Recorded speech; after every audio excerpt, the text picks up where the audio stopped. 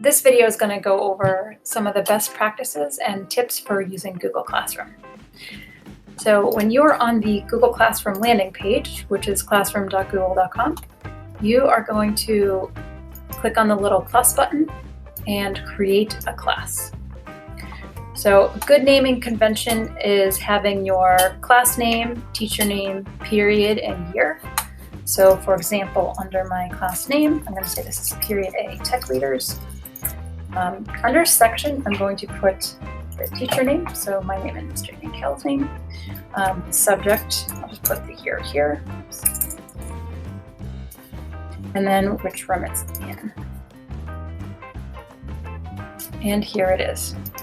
So if I go back to my classes, this is what it looks like. It's over here, period A, Tech Leaders, Miss Buxton, and Mr. Yankel, and that is what it shows up for students. You go into your class, you'll see there are 4 tabs on the top. The stream, which is a place where you can post sort of some community building activities, some interesting videos or articles or questions that you might have of students that you want them to respond to. Classwork, which is where you'll create different assignments and post materials for your students to see. And people, students who are in your class and teachers you co-teach with, as well as grades. Also over here, you'll notice a little gear. This is where your settings are for this particular class. There are some important ones that we want to point your attention to. So I'm going to scroll down to the stream here. So on the stream, these options are students can post and comment. So they can post something on the stream and then other students can comment on it. That's the most liberal one. Students can only comment is that the teacher posts something and then the students can comment to that post right underneath that post. And then the other option is only teachers can post or comment. So classwork on the stream, we are going to say to hide notifications, okay? When you post some sort of assignment or material in classwork that you expect students to do, it also posts to the stream and it just gets crazy and it just gets very overwhelming, and the stream is more for like, I'd say community building and shorter activities that aren't that don't kind of clog up the stream. Guardian summaries you want on so that parents and guardians can see kind of like a week at a glance after you post it, and you can check out the example of what it looks like to a guardian there. There are 2 virtual platforms that you can use again this year. It's Zoom and Meet.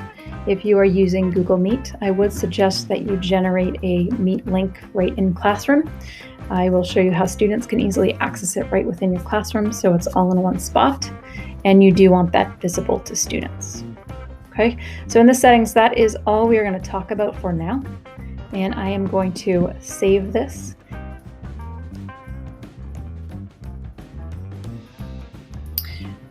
So I'm going to move on to classwork.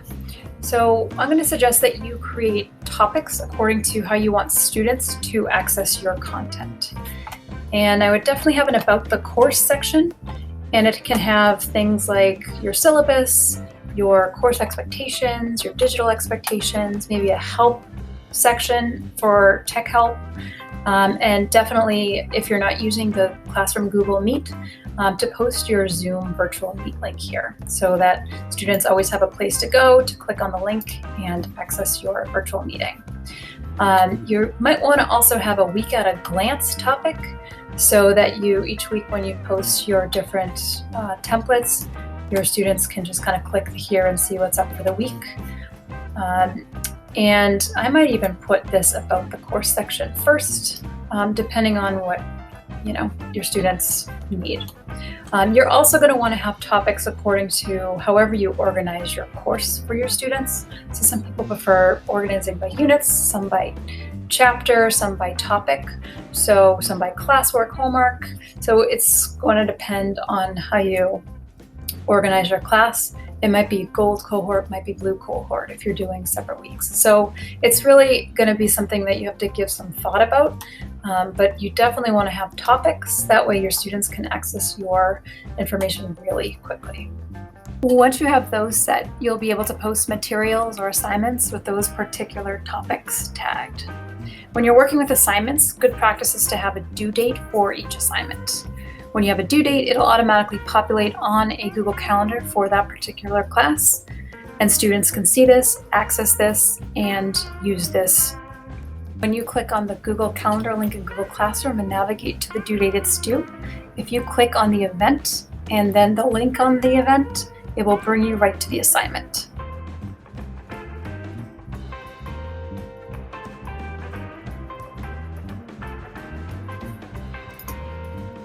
All right, so let's move on to inviting people. So let's go to the People tab, and you can invite co-teachers for your class, and they have the same permissions, except for the power to delete the class. You also can invite students directly here. There's another way to invite students that I'll show you in a second, but if you would like to invite people, you can just type their names and then send them an invite. Okay, and it'll indicate that this person's been invited but has not yet accepted. To invite via code, a lot of times what you can do is you can have students in your class just type that code in when they go to classroom.google. Instead of create a class, they'll have a join the class, and then they type this code in.